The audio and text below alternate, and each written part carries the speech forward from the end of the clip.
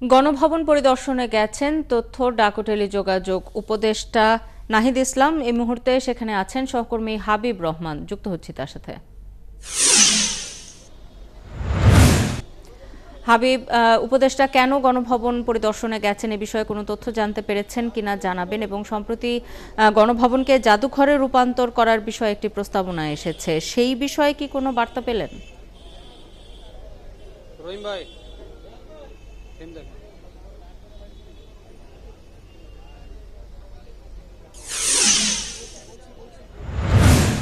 শাওন, আপনি জানেন যে গত কয়েকদিন ধরেই যে গণভবনটি রয়েছে সেটি জুলাইয়ের যে ঘটনা হয়েছে আপনি জানেন, বাংলাদেশে ছাত্র জনতার যে অভ্যুত্থান সেখানে যারা নিহত হয়েছেন তার স্মরণে সেটি জাদুঘর করার একটি প্রস্তাবনা কিন্তু এরই মধ্যে দেওয়া হয়েছে। এবং গত পরশু দিন অর্থাৎ দুই দিন আগে এরই মধ্যে শহীদি মার্চ যেটি হয়েছে সেখান থেকে কিন্তু রাতের বেলা তাদের যে 5টি দফা ছিল সেই দফার মধ্যে কিন্তু এই গণভবনকে জুলাই জাদুঘর হিসাবে ঘোষণা করার একটি প্রস্তাব ছিল। এবং সেই হিসাবে যে এটিকে জাদুঘর হিসাবে ঘোষণা করা হোক, যেহেতু এটি নিয়ে আসলে ছাত্র জনতার যাদের দাবি, বিশেষ করে বৈষম্য বিরোধী ছাত্র আন্দোলনে যারা রয়েছে তারা এই দাবিটি তুলে আসছেন। সেক্ষেত্রে হয়তোবা যারা দায়িত্বে রয়েছেন, বিশেষ করে তথ্য উপদেষ্টা নাহিদ ইসলাম, আসিফ মাহমুদ ক্রীড়া উপদেষ্টা এবং পাশাপাশি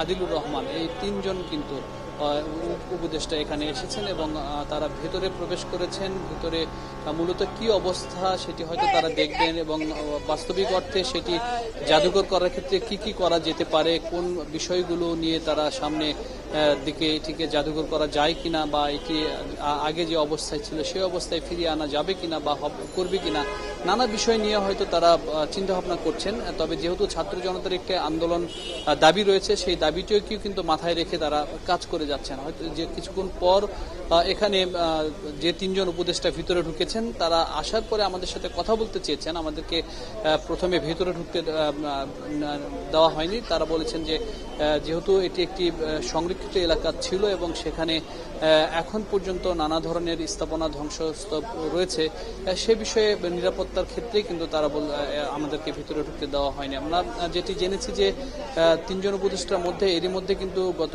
কয়েকদিন আগেও উপদেষ্টা যে পরিষদ সেখানে সিদ্ধান্ত হয়েছে যে গণভবনকে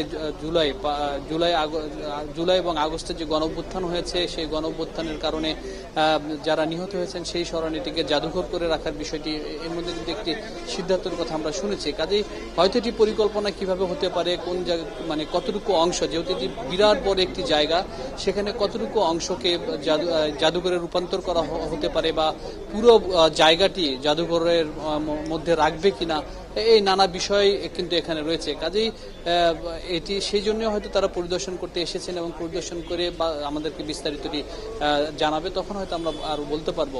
আপনি জানেন যে গণঅভ্যুত্থানের মধ্য দিয়ে এখান থেকে সাবেক প্রধানমন্ত্রী শেখ হাসিনা এখান থেকে তিনি ছেড়ে চলে গেছেন এবং তার পরিপ্রেক্ষিতে এই ভবনটি কিন্তু সেই সময় অর্থাৎ 5 আগস্ট এই ভবনটি এর ভিতরে সাধারণ শিক্ষার্থী জনতারা এসে কিন্তু এটি ভাঙচুর হয়েছে সেটা আপনি জানেন। এবং পরবর্তী সময়ে যারা এখানকার জিনিসপত্র নিয়ে গিয়েছিল সেগুলো কিন্তু অনেক সময় অনেকে ফিরিয়ে দিয়ে গেছেন।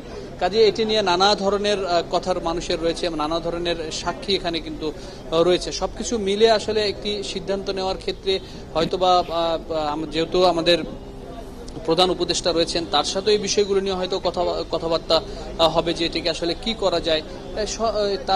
তারপরে হয়তো একটি বড় সিদ্ধান্ত আসতে পারে, বা এটি সংস্কারের ক্ষেত্রে বা জাদুঘর করার ক্ষেত্রে কবে নাগাদ এটি কাজ শুরু হবে সেই বিষয়গুলো নিয়েও হয়তো বা আলোচনা হতে পারে। এবং উপদেষ্টারা বেরিয়ে আসার পর যখন আপনাদের সঙ্গে কথা হবে এরপর নিশ্চয়ই আরো তথ্যের জন্য আপনার কাছে ফিরবো। রাহি, আপনি খবর রাখতে থাকুন। আমাদের সাথে যুক্ত হয়েছিলেন সহকর্মী হাবিব রহমান।